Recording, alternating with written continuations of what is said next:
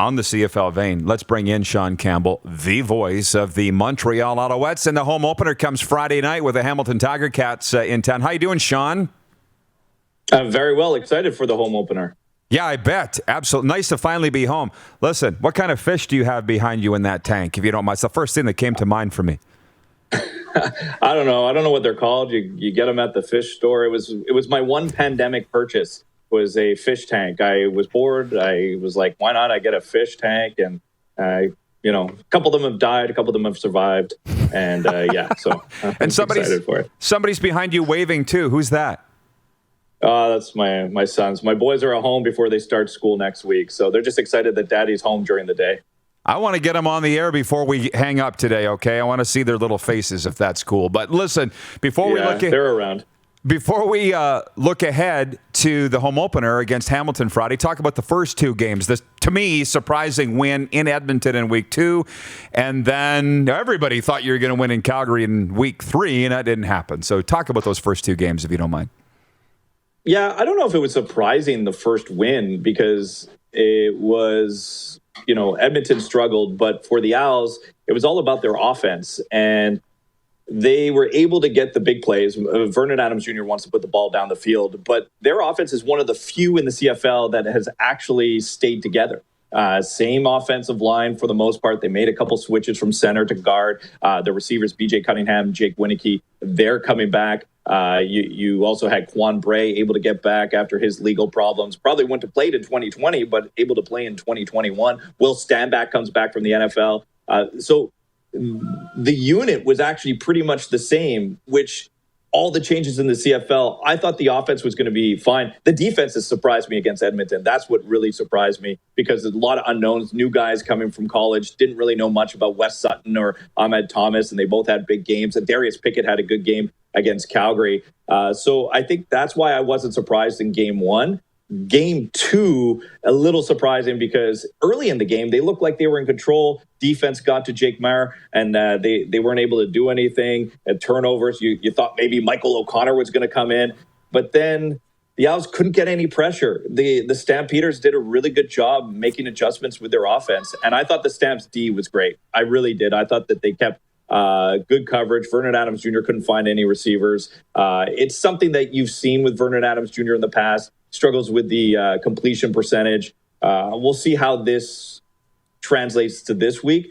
But the good and the bad, you're right, in those first 2 weeks. And I'm not sure which version of the Owls we're going to get this Friday. I want to hear from the Alouettes fans, by the way. Andrew Stute watching says, hey, Sean, happy Wednesday to a fellow Montrealer. Tell my friend Mitch Galloway, say hi, LOL. If you don't mind, before we look ahead to Friday's match, because I think it's going to be monumental, Ticats, Owls, I do. Can you tell our viewers about yourself, Sean? This is your first season in the broadcast booth for the Alouettes. Introduce yourself, please, to our CFL fan audience. Yeah, I've been working at TSN 690 since 2007. The first year I started covering the Alouettes right away. So part of those Grey Cup years, I was more of a reporter. I host since 2008 the show The Owls This Week on our show. Got to know a lot of the players throughout the years and covering this league. I love the CFL. I love football in general. Any football, you name it, I want to sit back and watch. I love the strategy part of it. But I've been covering the CFL for a good part since 2007. A couple Grey Cups. The Grey Cup in Calgary, was down on the field. Not actually on the field like the 13th man, but I was down on the field as that happened. And I saw the flag go up. I was like, oh, too many men on the field. And that's exactly what happened. And got my opportunity in play-by-play, filling in for our play-by-play guy a couple years ago. They went through some changes, and this year they gave me the opportunity to do it full-time. Really looking forward to it. I got my partner, Marc-Olivier Brouillette, former Rough Rider and former Alouette. We have a good time together in the booth. But yeah, I've been covering the league for a while, and I'm just really excited to be in the booth with the microphone and watching the Owls game by game throughout the season. You and I met for the first time in that broadcast booth at McGill Stadium. Am I right?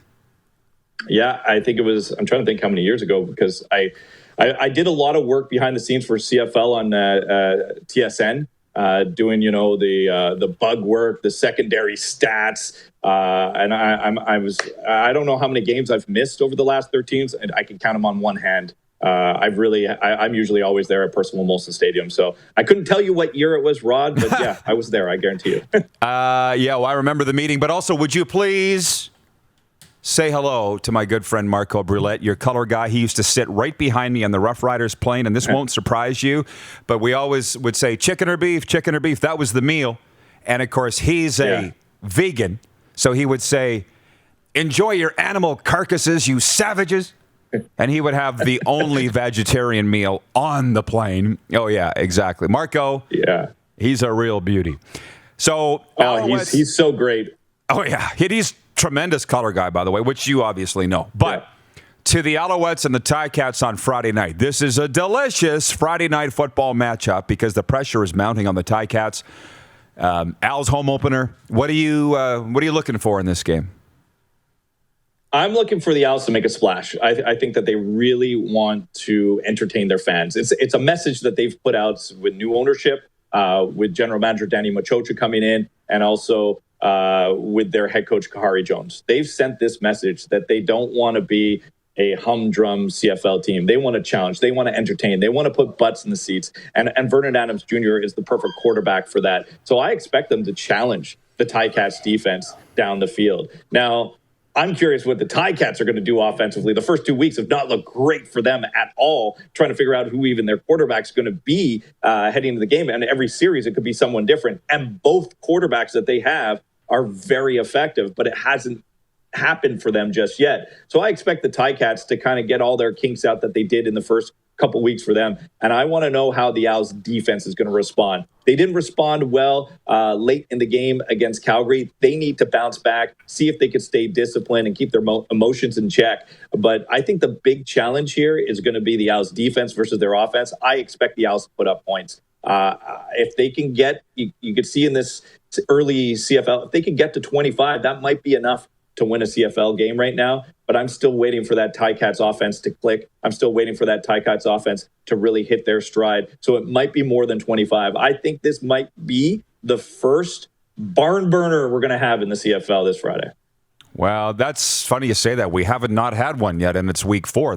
I know. Yeah, not good. The Montreal people are alive. Tim Capper watching on Facebook says Owls need to use stand back more out of the backfield, especially screens, plus VA needs to stop throwing into double, triple coverage. George Carter says, I think the Owls bounce back if they pass the test versus the Ticats. They're for real. Murray Fisher and Brandon says, VA sure looks like he's struggling with the deep ball. Is there something to that? We're talking about Vernon Adams Jr. for those that don't know. I don't know. Jake Weineke hauled in a pretty nice deep pass in week 2. What's up with VA's play? What are they saying out there about it? Yeah, just a little inconsistent. I thought early in the game against Calgary, he was missing the mark. He was just missing his throws. Then he was able to find it. His deep ball's okay. It's not the best deep ball, but he doesn't care. He'll throw it up there. And what he wants to do is use Jake Weineke and Eugene Lewis. These are big bodies, and he'll put it up in the air, and they'll make the play. Already, week 1 for the Owls or week 2 in the CFL, play of the week, Jake Weineke. You could go to Eugene Lewis, play of the week. He almost had second play of the week. He was just half a yard short for the touchdown at the end of the game. He's going to really let his receivers make the play. He's going to try and use Quan Bray's speed. He's got to overthrow him and let him come under the ball. And then BJ Cunningham is the possession receiver that I think that he didn't use enough in week 2 or week 3. Sorry, it's with the Owls having the bye week in week 1. It's been a mess. I know. But in the Owls' second game, I didn't think they used BJ Cunningham enough. I think they need to use him more. But those deep balls, as mentioned there, yeah, he misses the mark a little bit, but as long as he puts it high enough, I think Eugene Lewis and Jake Weineke can come down with those balls. So it's something that you'll see against Hamilton for sure. They're going to go down. They're going to use Eugene Lewis and Jake Weineke down the field. There's no doubt VA is going to be just fine. Sean, you can't live in Montreal without covering the Canadiens closely. I want your take on, has the city come down from the Stanley Cup Finals appearance, A, and B, are they going to be a playoff team this upcoming season, do you think, in that tough Atlantic division? Yeah, it's going to be tough. And I do the post-game shows for the Habs, so I know that fever, and I felt it through the fans, game in and game out all the way until July.